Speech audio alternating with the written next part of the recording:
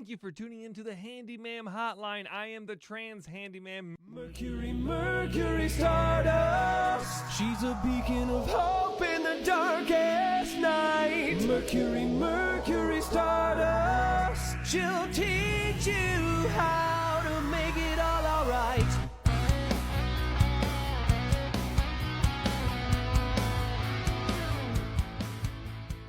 And this week we're going to talk about contractors, all the good and a lot of the bad. Let's go to the next question.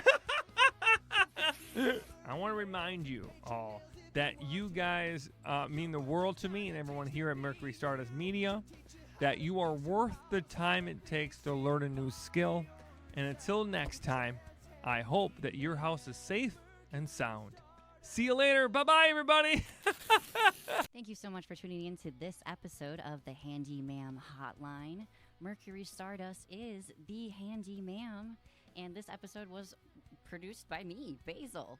Our theme song is written and performed by Rhodey Walker.